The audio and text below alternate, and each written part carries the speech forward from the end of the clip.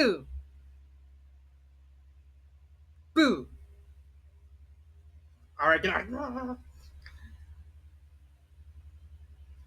Hello, everyone. It is I. Fucking camera. Stupid camera thing doesn't likes to unlodge itself from the computer. Hello, everyone. It is I, Dark Symphony 777, with another video, along with Spoopy Girl. Back to my collection she goes. Uh, welcome to a random video I've been wanting to do for a while, and I don't really do a lot more goofy ass videos because I tend to do the reviewing, and even with the Let's Play, because you notice I haven't even done Bloodstained because I've been trying to work through the Luniverse and finish that, and I have like 11 fics left.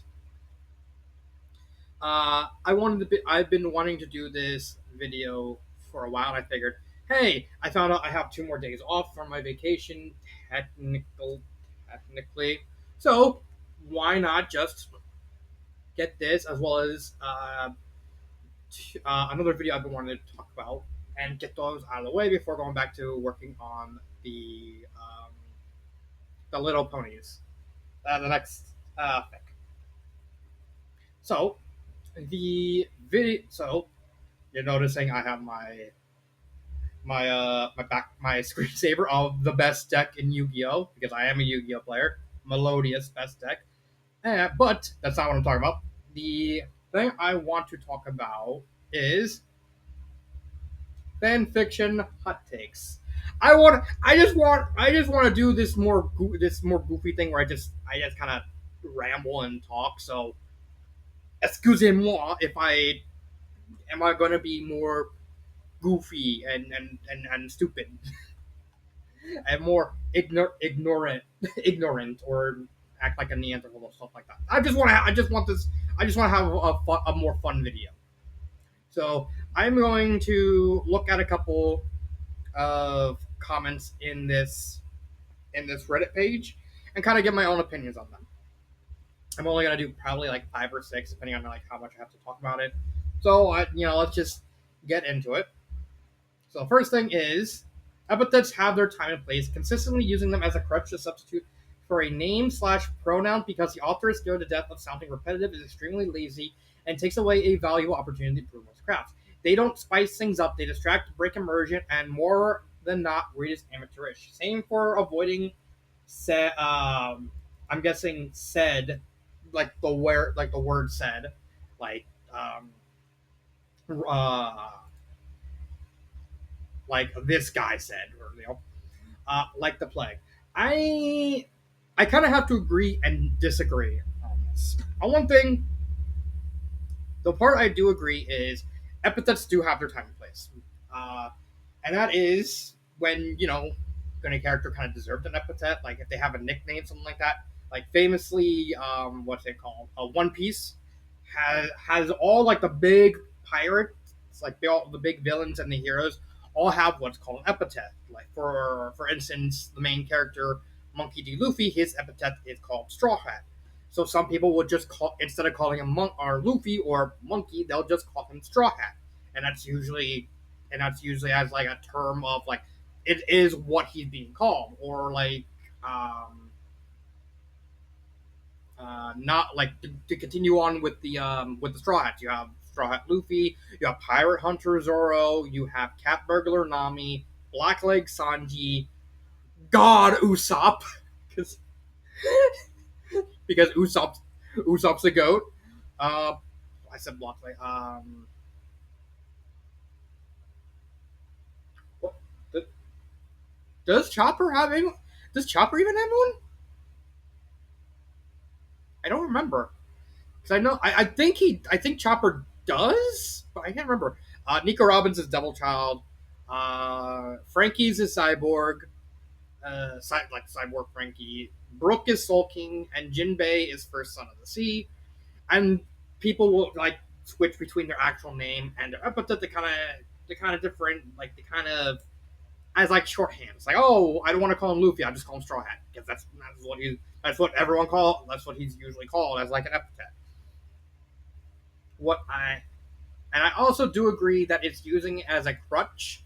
Now, interestingly, this actually has a term in the My Little Pony fandom.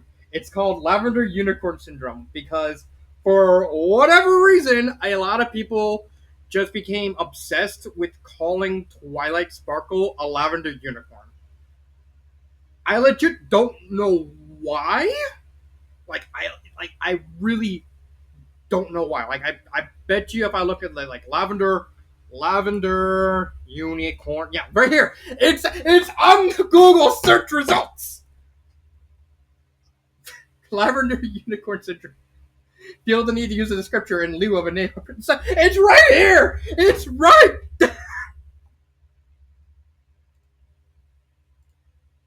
Why? Yeah, this is me. This is me. This wait. No, wait. Ah, wait. No image. This is me. Except I'm not a rainbow colored love horse. This is just this is the face I'm making when I found out about this. It's like really. But let me go back down. What I don't agree with is this part. They don't spice things up. They distract, break, and merge it, and more than not read amateurs. I do I do agree that it shouldn't be used a lot, but I don't agree that they break immersion because if sometimes you do kind of want to spice it up, and so you do want to do something like this. But most of the time, I do.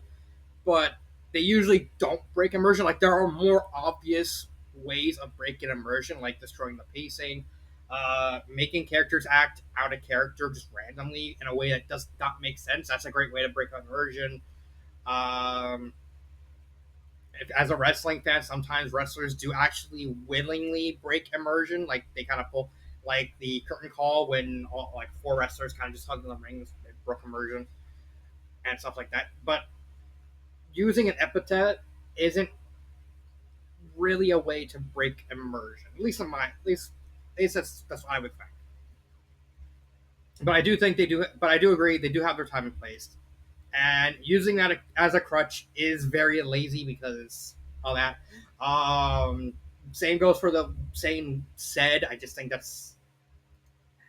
Uh, I just think that's the time and place to use it, in my opinion. Characters should try and stay in character with their source material. Though I understand that sometimes it can impede the story. Well, I guess I don't have to make that second video because the other thing I want to talk about is right here. This this is such a can of worms right here. So, if you noticed, let me actually go to my YouTube page. I actually did make a community post about this. Yeah, right here. Do you think it's important for characters in fan fiction to be as close to their canon selves as possible, or prefer to have them flexible in the characters' fill number archetypes as possible? So, and this actually has to do with this. So, I actually I haven't read the entire thing, but just for this part, I fully disagree on this. I do think there is a time and a place where where it makes sense for a character to be more in self with their canon. Like a very popular choice is I need to actually get these fan fictions up. Let me have better off the alone fan fiction. Okay, here it is. Here's this one. Give me a second. Some fair yeah, over the rank of fan fiction Mario. So yeah, I gotta actually yeah. Okay. Just give me a second to get to those. The reason I bring this up is I just realized I need to actually pull up the comment too. So yeah, you're going behind the scenes here in this video. So content better off here. So this is so the point I wanted to do is The other video I want to do was actually talking about this discussion in more detail. But I guess since I this is right here, I might as well talk about it. So 3 years ago, I got this long comment. Now, I am not going to agree or disagree with this comment. I'm just simply going to say that this is their opinion. And I do think that the author does have some valid points. But the thing I kept coming back, and this is something that like my mind keeps popping in, is this paragraph right here.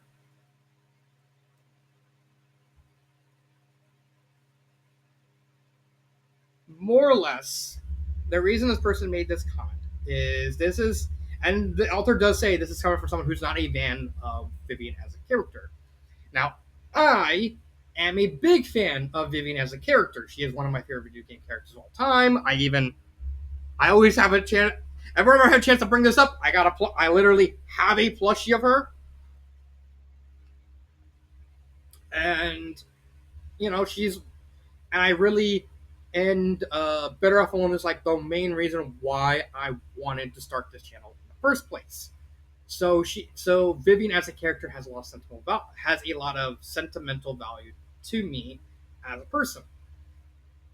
Now, this person disagrees because they didn't like the fact that Better Off Alone, this fic, which is still to this day one of the best fan fictions I've ever read, they don't like Vivian's character because of how it's changed in the story. It's like I literally commented, it's like, yeah, I got this message before going. Yeah, you say the story ruins Vivian. Okay, fair point. Well, I actually put the I actually meant to put a period right there. The point of fanfiction is to reinterpret certain characters to fit the story. This is something that I believe in. I do think that depending on the story you want to do, it make more sense to benefit having a character more in line with canon. Like for example, I don't know, like Shadow the Hedgehog, and you're trying to do like a comedy story, and instead you just make him like an over the top, goofy, cartoony character. Does does that sound like Shadow the Hedgehog? No, because that's not what Shadow the Hedgehog is. He's basically a broody, edgy guy who just went like, Maria, I must avenge you. And act good and act as stoic. Does it ruin would it ruin this hypothetical story if he acts like Canon Shadow? Possibly. We don't know.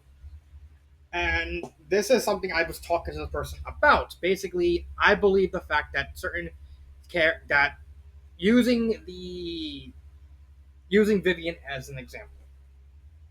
I said yes, Vivian is written good in the story. I would argue, and I even agreed, somewhere over the Rainbow Vivian is closer to canon Vivian. So yes, there is a massive departure of Vivian's character in Better Off Alone. However, that's balanced by the fact that overall, all the characters in Better Off Alone are just written collectively better.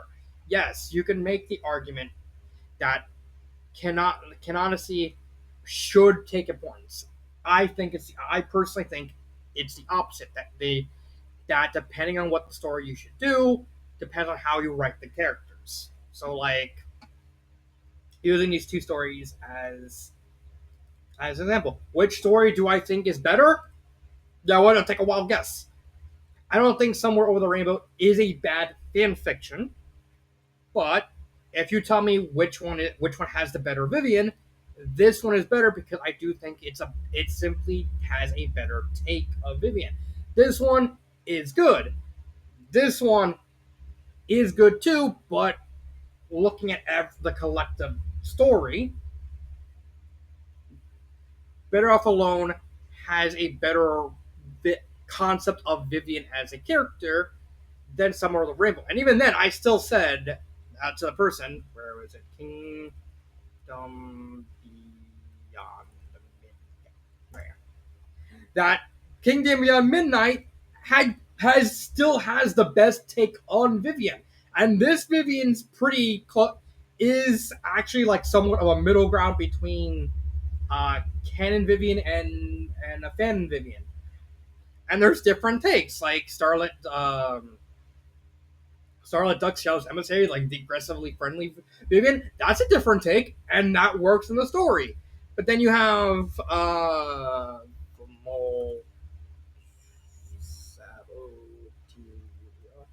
Salvador's Island. I completely butchered that. You have the Vivian from Salvador's Island, which is the worst Vivian because of how strictly close to canon she is. And it's such a weird phenomenon that people still argue this. Like there are some fan fictions like that do exist out there that do make sense to have the characters uh, be closer to canon. King Beyond Midnight, pretty is would be this one would be one. Somewhere Over the Rainbow, be another one. Uh, but I do think that if the story requires a character to go in a different direction that doesn't make sense for their character, in order for that story to make sense, that they should go for it. And so, if we have to get a like Better Off Alone Vivian, we have to get a drastically different Vivian that focuses more on her mental issues and more expands upon those mental issues, because this story was written well before anyone found out that Vivian was trans in Thousand Year Door. Then I say go ahead. Like do these unique and interesting takes on these characters. It just let's see. Next one. Being overly edgy just to be edgy destroys whatever tone you're trying to create. That goes with most media. The only real exception is the point is it played it. Yes, I actually do agree with it. Like there's a reason why. Wait. Ow. Ow. Yeah, there's a reason why this meme exists. There is a reason why this meme exists, and that's because of this. I think like this whole thing actually started because of Shadow the Hedgehog the game, where they over exaggerated the like Shadow's edginess to the point where like it became laughable and actually ruined Shadow's character as a whole. It took years to fix Shadow's character, like a long time to fix Shadow's character. I think it only got fixed with Sonic and Shadow Generations. They're like, and it's just, like it's the same thing with like twist, like doing a twist for the sake of a twist just could ruin everything. Because I should know. I watched wrestling in the '90s. I'm Vince Russo, and it just and those will go with most. I would say not most, all media, like any sort of media that tries to go overly edgy, unless it's trying to be like humorous or it's trying to be like something like Supernatural, which is like kind of like a lighter shade of edge. Because the show was very edgy at times, but it was entertaining. It was balanced by the fact that it actually had pretty good writing. Not in the first season or two. Those I know those first two seasons are really really bad. But I do agree with this. Fan fictions often can be used to provide a better ending to a story or series than we actually got, providing closure for some things that do not get an ending.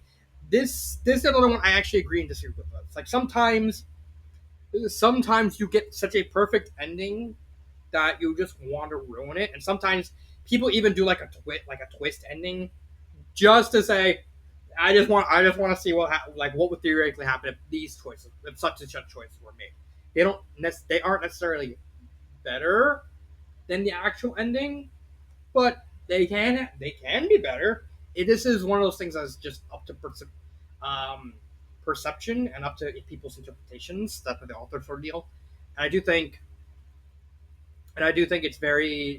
it could vary from story and story depending on like how you look at things. Like for example, like Halo 3. A lot of people said Halo 3 had a really good ending. I don't know for sure. This is what I've heard. And people are like, oh, I can probably make a better ending. It does reek of pretentiousness, but sometimes, like say, Mass Effect 3. I know Mass Effect 3 infamously has a shitty ending. That's like that's all anyone even remembers about Mass Effect 3 is the fact it's like, oh yeah, the ending sucks. So I can kind of see like, oh, I could just the end. You're just writing a different ending, like how to do that. But it ultimately just just get just ultimately opinion. Some fan fictions are better than the product they spawn from. This is another interpretation. Like there are some that are like uh, easy to remember. Like honestly, like I can't talk about this without going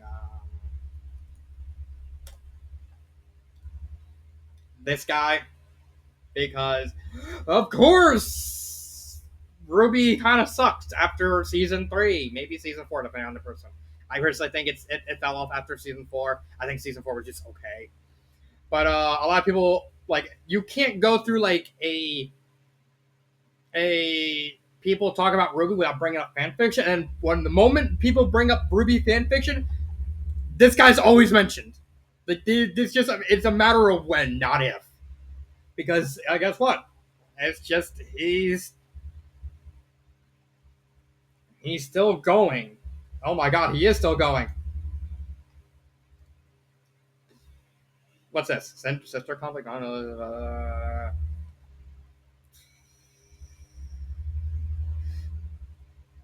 Oh my god, we got John and Cinder. I'm kidding. Or am I? Um, yeah, but I do think so. It depends on it does depend on the fanfiction. Some things are just really good. Like there's a reason why novelizations are really really hard to do because some novelizations are just that either that high standard in terms of like whatever you want, whatever you review, whatever you novelizing, or it depends on like a various number of factors. Actually, another video I want to do is talk more in depth about novelization, how tough they are, stuff like that. So let's see, one, two, three. Okay. Fan fiction doesn't need to be a work of art to be really fun time. Some fics are so incredible and so beautifully written. I'll hold on to them forever. But I'm also perfectly happy enjoying fics that are average in every way. For what I think, I actually agree. Like the core of this comment is just basically just have fun reading fan fiction. Like you don't need to like look at these stories deep. Sometimes you just want to read a story because it's just entertaining and it's a good time. It's like yeah, that's sometimes you just want to read a story. Like even if it's average, you could personally like it, and some other people may not like it. Going back to Doki, Doki, where is that fic? Wait, Brad, I'm trying to. Why is that there? Where is it? Yeah, here it is. For the longest time. I personally think this is a good story. I don't think it's a great story because I'm just not a fan of its style. But I'm completely fine with people saying that hey, I like the story. I think it's a good. I think it's just a good story. It's an entertaining story. That's fine. Like it's just it's ultimately. Uh, let's see. I got 25 minutes. I can do two more. Oh, this one's. I'll do this one after this one. The citrus scale sexual contact was revolutionary. Also, the citrus scale. Really? You're gonna call it a citrus scale? Uh, So, okay, so you're wondering what does this have to do with fan fiction? Fan fiction actually coined a lot of terms that you don't know. Like probably the most famous uh, term coined from fan fiction is actually the term called Jost, which was based off Josh Whedon. Yeah, here. Joss is a term used within fandoms to describe when previously written fanfiction is rendered inconsistent with canon by subsequent developments within the original work. This is a term originally used from fanfiction that actually extended towards everything. Now Joss is like a more or less just catch-all term. Whenever like say a theory that you actually have, like say uh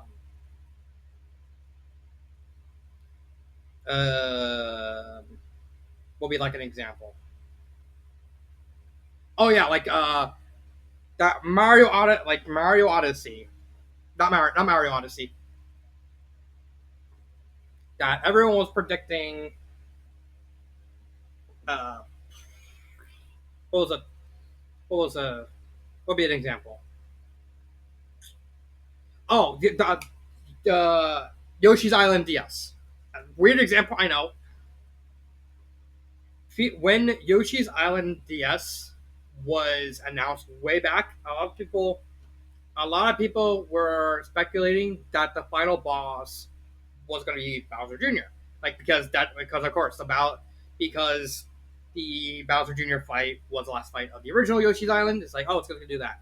Come the game, you get to the end of the game, you beat up Bowser Jr. And it's like, hey, okay, now we're probably going to wait for him to get big.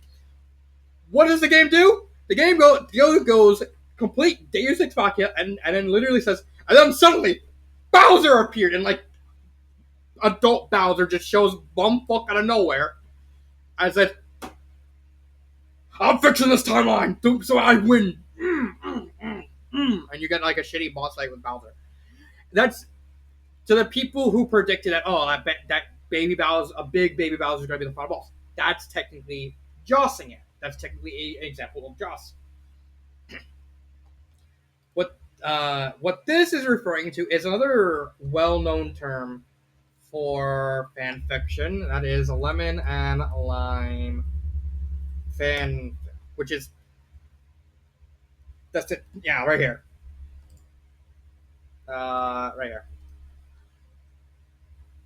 Why is this? Yes, I'm over 18. It actually citrus.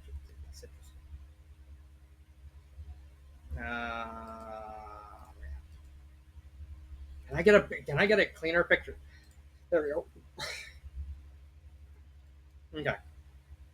The citrus scale is used to refer to sexual content in fanfiction. Usually, if you come across a story in M-rated and it says lemon, they'll say lemons have actual sex.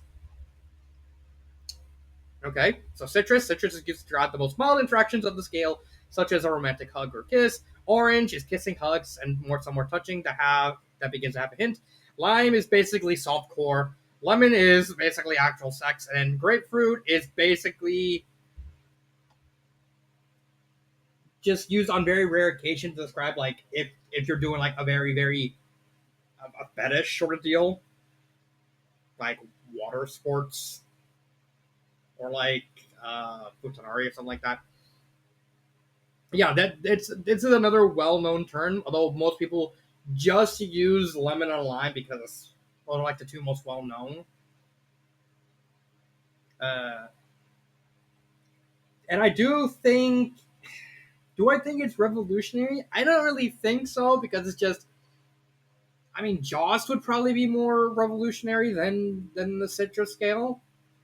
It's such a weird thing to say it's revolutionary. I think maybe it's just me, but I wouldn't call it revolution. I would disagree with this. I think it's just a me thing. Give me your opinion on it in the comments.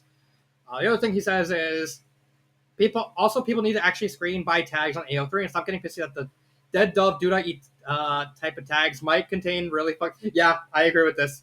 Uh, the grapefruit thing, yeah, this is basically AO3's version of grapefruit. If you see this, You're seeing some really fucked up shit. You're seeing something. Yeah, I agree with that.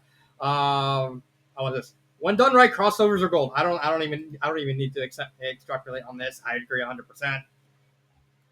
Now let's actually read this last one and end this.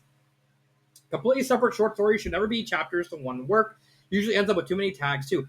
I Okay, so here's the thing. This comment is referring specifically to AO3.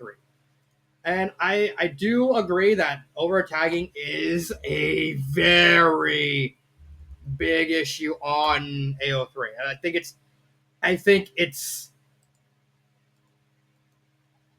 like it's blurry, but you can see like how many tags there are. Um, I mean, shit. I hate. Yeah, there you go. There you go. Like you can see so much. What is it? What the fuck is this? Oh, it's a buy. Oh, it's a.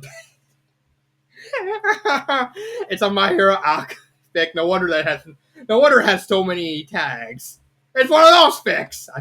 I bet you if this was higher, even longer, you'd see a big fatty on there. But yeah, this is something that is. This seems to be only an issue with AO3. I do. However, the overtagging thing is just its own separate issue. I completely agree that too many tags, but I don't agree that a sort of compilation style fan fiction should all be one separate story. If you're doing like a bunch of little mini stories that are own little plot, yeah, have them be there. Like I know that some authors do like on Xovers, they have like a bunch of short stories that they have, and they don't want to publish them. They don't want to publish them all together as separate stories, so they just kind of lump them together. So here's just all the works I worked on. Have fun. I do think those can exist. Just don't fucking just don't do this. Just don't do this shit. And honestly, one short story with 10 or even just 5 tags is a good. Oh, okay, so it's more tags.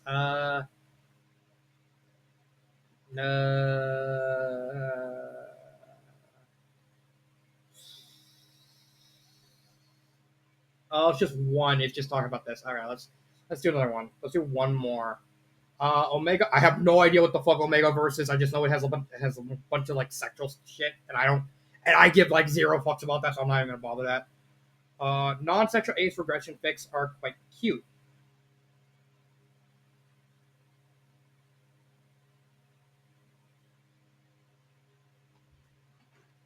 Age regression, so people getting younger.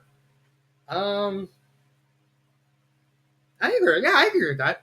It took me a second because it's like I'm trying to rationalize what he's trying to say. Oh, and apparently the 3 laws of fandom are now a hot take among some people. So this in fiction, everything is allowed and nothing is forbidden. Yeah, 100% agree with that. Here's one. OCs are a vital part of the future of fanfiction. There are so many ideas and stories possible with the already existing canon characters of any given work, and I believe that OCs are vital for potentially exploring new angles of a given character, story, or work in general that you wouldn't get by only using canon characters. I would disagree with this. Not on that. Not on this. Like OCs are essential. Like there are some stories that really need an original character to work because of like different dynamics and stuff like that. However, saying there are only so many ideas and stories possible with the already existing canon characters, no, because that kind of just goes back um, to this because they just change how the characters behave in the context of the story. So that way you still get a proper results. It, it it's just that. Not every OC is a Mary Sue. Some are well written. Okay, so um, yeah, not every OC is a Mary Sue. There are some that are Mary Sue's. There are some that are not. Like I have an entire thing. I haven't even touched on this in a while because I haven't come across a lot of fan fictions that don't have that have original characters. But like this is not like Valkyrie's whole thing is she pretended she's putting up a front as a Mary Sue. Jake Kavanaugh, the original Darkness Arises, he was a Sue. Gene Martin, not a Sue. Tip Roll, not a Sue. Hell of a Sickness, not a Sue. Puppy Smiles can be interpreted as a Sue because she's just a very flat. Because I know a lot of people consider very one-dimensional flat characters as a Sue, but I think, but it worked. But Puppy Smiles works in the context of the story, so I don't really have a problem with Puppy Smiles. Exona is a really good character. Jade is a really good character, and from Stranger Me, I still gotta read the sequel to that. Point is, this is true. No shame for self inserts. No, if you, I will say, if the self inserts are not the main character or a big focal, fine. But if you're making a self insert and you're making that character the main character or such an important character that you can't that the whole thing kind of has they have to function with them, yeah, shame them. We can't have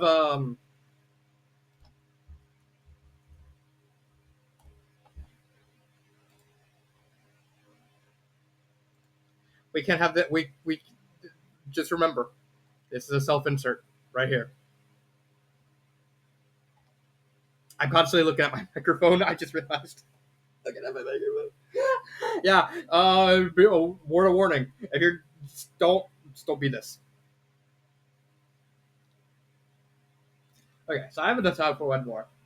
Read that one. Let's see. Songfics can be really well done. It doesn't have to be a direct one for one for the song to plot either. Just relevant. No, this is probably gonna be a hot take, but I disagree with this. The reason being that songfics are just notoriously difficult to write because being a song, you would rather have it be auditory by definition being a function of a song. Now, I'm not opposed to having songs in fan fictions like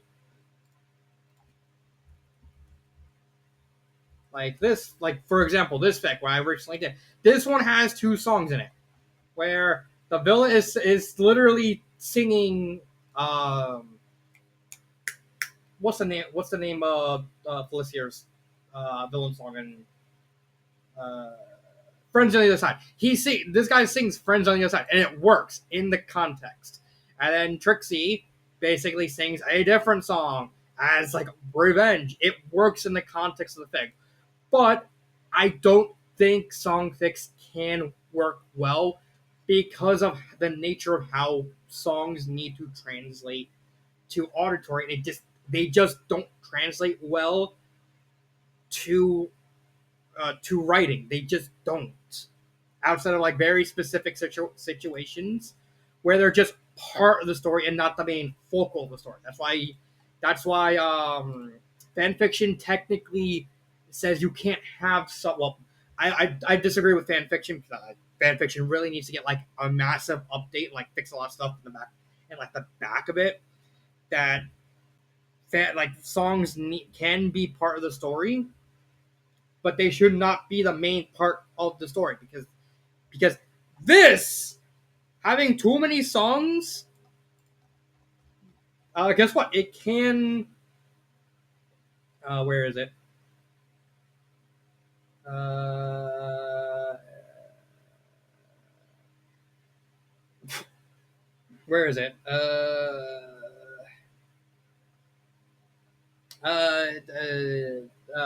Where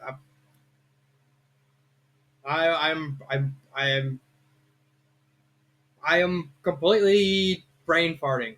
Okay, okay, break right here. Song fix break immersion more often than the epithets because of just how song fix have to function as a concept. Again, I don't. I'm not opposed to having songs in fan fiction because if it's like a single song and it makes sense in the context, yeah, it could work. Like this. This works in the context of the story, but it's not a song thing. It's just a song that's in a fan fiction that works and fits in the context being told in. But I think that's it. So yeah, that's I think I think I'm good. I'm good. I'm good. So I hope you had fun having listening to me ramble and argue. Uh, I do want your opinion on these. I do want to actually see what other people think of this whole thing. And I genuinely want to hear what people think of this because I think, hey, all this can be a lot of fun. So I will see everyone next time when I do the next Lunaverse fan fiction. This has been Dark Symphony 777, and